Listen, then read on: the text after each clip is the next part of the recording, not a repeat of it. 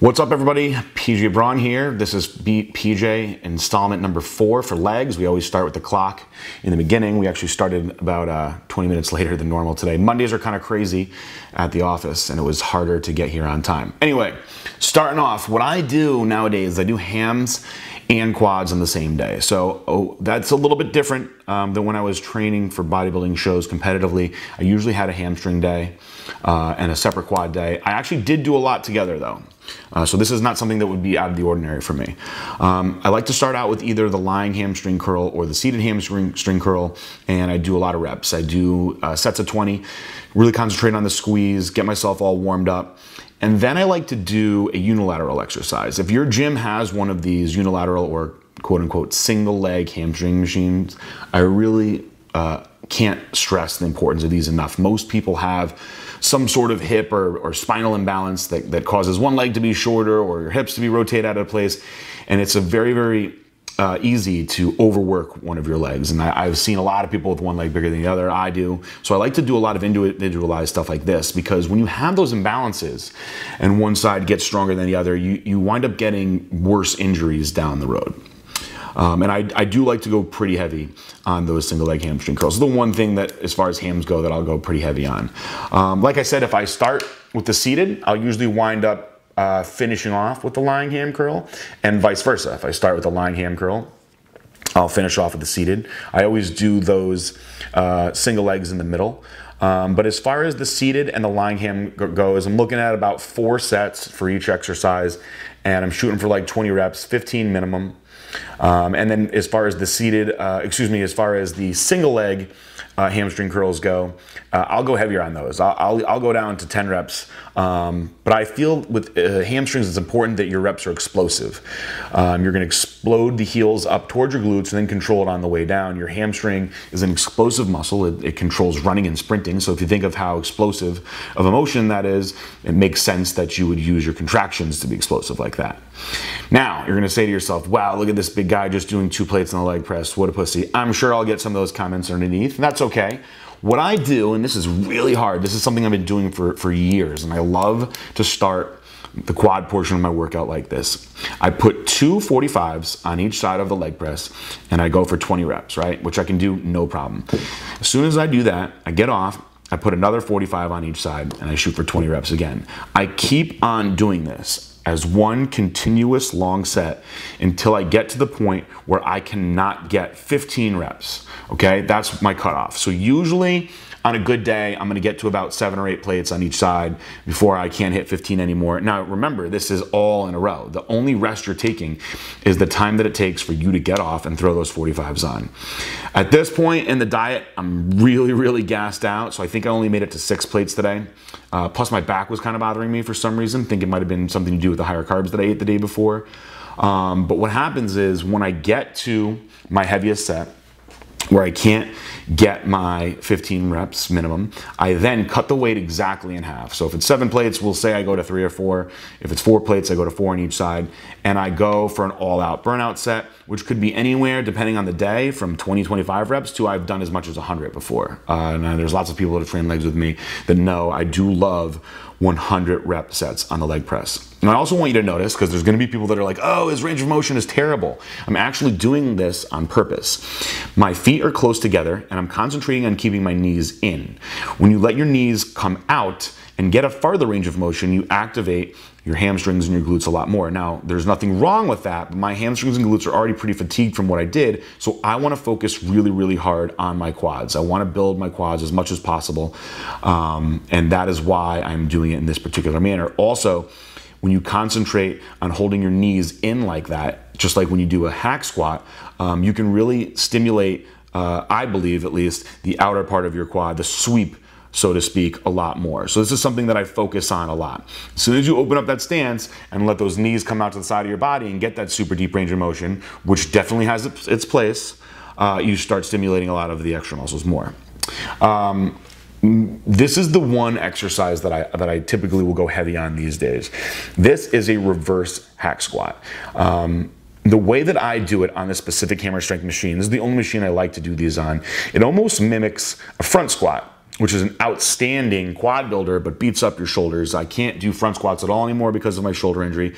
And to be honest with you, I have a very hard time with regular back squats now because externally rotating my shoulder to get in position really bothers me. And I have to hold my arms very, very wide out to the outside of the bar where the 45s are. And it's just not a comfortable motion for me anymore. It's unfortunate because squats are probably my favorite exercise, but I can't do them too often without a lot of pain back there, although we are working on that. When I get into this machine, this reverse hack machine, there's a couple of ways that you could do this. I want you to notice the way that I'm doing it. I'm keeping my feet very, very low on the seat. I'm keeping my stance close, and I'm going very, very deep, but I'm coming straight down. I'm not sticking my glutes too far back to try to engage all that glute. However, when you're going down as far as I am, you'll see I'm going far below 90 degrees. You're definitely gonna engage glutes, which is totally fine. Your glutes are an explosive muscle and they're gonna help power through this. But I'm trying to get as much stress right on the top of my knees in that quad area as much as possible. I can go pretty heavy on these. I'm still pretty powerful. I don't, have injuries to my lower body like I do in the upper body, so I'm not afraid of holding some heavy weight. And what I'll do on this one is I'll typically start out one plate on each side, do a set of maybe 12, 15, and I'll just keep going up one plate at a time. I'll usually shoot for the minimum reps that I'll do is 8. I think if I'm not getting 8 reps, then it's just too heavy. Pretty sure I went up to 5 plates on each side on this one today. I actually can go heavier on this one, when I'm eating good and it's off season. Also, you'll notice that we're zooming in on my shirt quite a bit here. I don't wear tank tops on leg day. I like to wear my hoodies on leg day especially. But I wanted to give some special love to my buddies at Natural Body. They are the #1 account that I have with Blackstone Labs, and they're also very good friends of mine. Steve is running an awesome operation up there. If I ever open my own store, I want to run it the way Steve does. He's got his right-hand man, Tim. They're awesome guys. We've done exclusive products with them, and nobody moves more Blackstone Labs than Natural Body up in New York. So check those guys out. They have awesome prices on other products too. Of course, I want you to buy Blackstone Labs from them. But Natural Body New York, man, that's my place. Those are my guys. I love those guys. All right, moving on. Another one where you're going to say, wow, look at this big guy using such light weight. But I can promise you, if you're going at the pace that I'm going, and you try doing these after your heavy reverse hacks, they'll kill you, all right? So this is a standard hack squat, feet very, very low, feet together, knees in, and what I want you to notice I'm gonna stop here. I'm here, focusing on going really slow in the negative, and just pausing it at the bottom for a second. I want everybody to notice the way that my toes are turned in. I'm not just turning my ankles in, I've actually internally rotated my hips from the top, and that is what's most important when you're doing this exercise with this light weight. When you internally rotate your hips like that from the top, you will stimulate the outside of your quad like crazy. But you have to internally rotate your hips from the top, okay? You're not just turning your toes in at the bottom of the motion. These burn like crazy. The same goes for when you're doing a leg extension and people think, all right, I'm gonna turn my toes out here and I'm gonna hit the inside, and now I'm gonna turn my toes in and hit the outside. Just turning your toes, all you're doing is turning your toes. You're working your ankles. Well, you have to internally or externally rotate your hips to change the stress. Now, when your hips are internally rotated like this, it burns, it's tough on the outside of the leg. And this is a great finisher, or it's a great superset move. You wouldn't, in my opinion, go heavy on this as well as the reverse hack because it's kind of like beating a dead horse, so to speak. This is a specific exercise that I'm doing. I'm going slow in the negative, and I'm controlling that pause you see right there at the bottom just for a second. You're gonna take that dead 1/1000 count, boom, and then come back up. You're keeping constant blood pumping into that area, and it burns really bad. You can see I'm getting pretty vascular as I'm doing it. I'm getting a pretty good pump. I was never really known for monstrous legs, but they're definitely pretty pumped for sure right now. It's another cool exercise that you don't see every day. The foot position is key. Moving on, the dumbbell plie squat, a favorite of my bikini competitors, and I think that a lot of guys are afraid to do this exercise because they think it's girly. Let me tell you something, you do this exercise late in the workout and it is hard.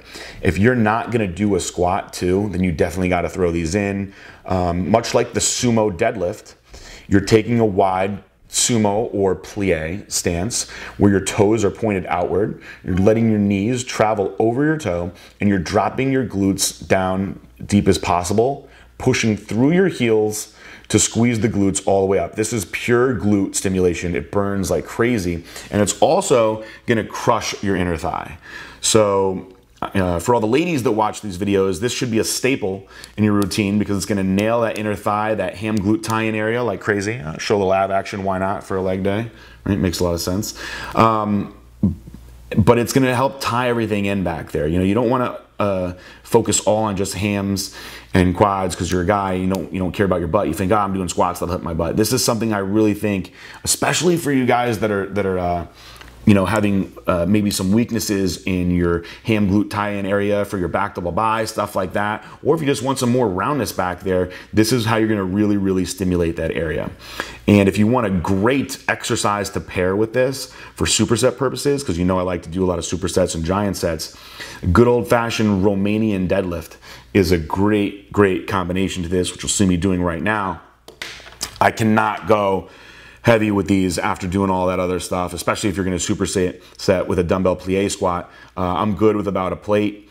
The stretch and range of motion is more important than anything else. This is not a stiff-legged deadlift. This is not a conventional deadlift. This is a Romanian deadlift, which I think is the most important deadlift exercise to specifically hit the glutes, okay? Because what you're doing here is why I pulled up my shorts so you can see from the side. You have a soft knee, and the method of action is coming from your hips. So from the top, the start of the motion is you're bringing your hips back, and then you're just letting the weight follow straight down. See, as my hips come back, the stretch is coming from my glutes down the back of my leg, okay? You have to have a soft knee, and the method of the motion has to come from your hips when you're doing this.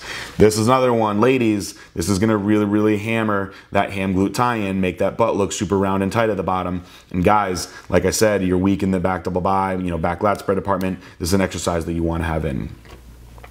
Finishing off, good old-fashioned leg extensions. Nothing too fancy about these. This particular gym, I don't really like the leg extensions. They both kind of aggravate my knees. I've moved around the seat in a way where I feel it is comfortable for me. You should always want the back of the seat to have you positioned 90 degrees, and you should also want the pad that you're sitting on to be exactly behind your knees. You don't want to have a big space, and you also don't want to be so far back that you can't get a full range of motion.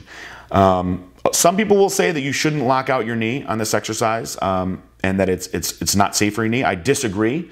Your knee locks out in regular life, so I don't see why you can't lock it out with a little bit of weight being held on it.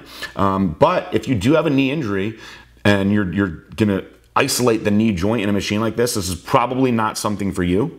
I don't have a knee injury, so I will keep doing these fine. And I like to stretch in between these. At this point, I'm pretty gassed out. You see I've sweat through my natural body shirt quite a bit.